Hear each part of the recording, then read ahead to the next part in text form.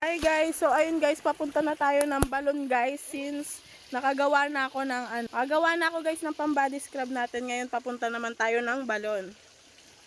Ngayon. Guys, yung mga kasama ko meron pa doon.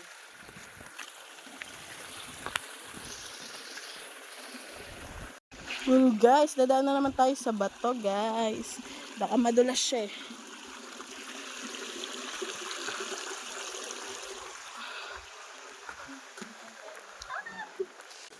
Malaki nga palitan. 60 point ano.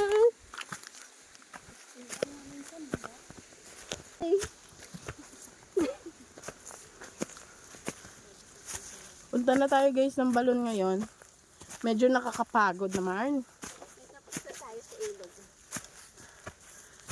Nahingal naman ako.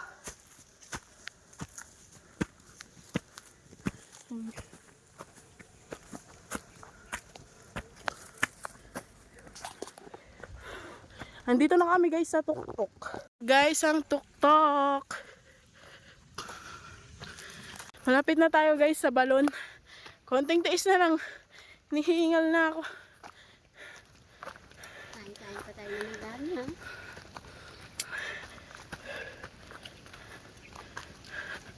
Pawis na ako.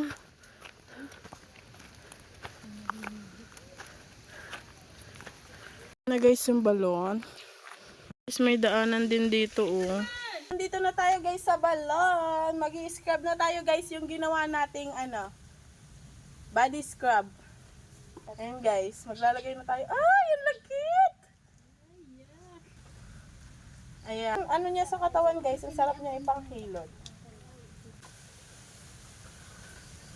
Sa una guys, makakaamoy kayo sa kanya ng hindi kaaya-aya, pero habang natagal siya, uy, ang sarap niya sa balat.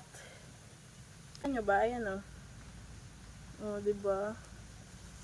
And guys, habang nasa katawan nyo yan guys, ibababa nyo yan ng 10 to 15 minutes para makita nyo yung result. And guys, naibabad na natin siya ng 15 minutes. Charot. Babalawan na natin siya kasi amoy kape na ako. Hindi na nakakatuwa. Uy, ang sarap niya sa balat guys. Ang lambot.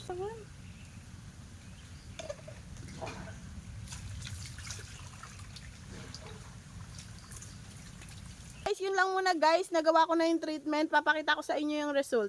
Magbibihis lang ako. Guys, tapos na tayo guys maligo. Ngayon, magbibihis ako. Tapos papakita ko sa inyo kung anong effect niya sa akin. As you can see, tanggal talaga ang libag mo dun. Oh, ang lambot niya. Tapos na ako magbihis ngayon. Sobrang smooth niya sa balat. As in. Usually kapag gumagamit ako ng mga pampalambot na sabon sa katawan ko, tapos ina-applyan ko ng whitening soap, nagda-dry niya. Pag ginanon mo siya guys, masusulatan siya, pero ngayon hindi. Sobrang niya, natanggal talaga yung libag. Hindi lang niya natanggal yung kasama ng for today's video. Thank you so much for watching. Sana nag-enjoy kayo, sana may natutunan kayo and nakakuha kayo ng tip. Yun lang for today's video. Bye!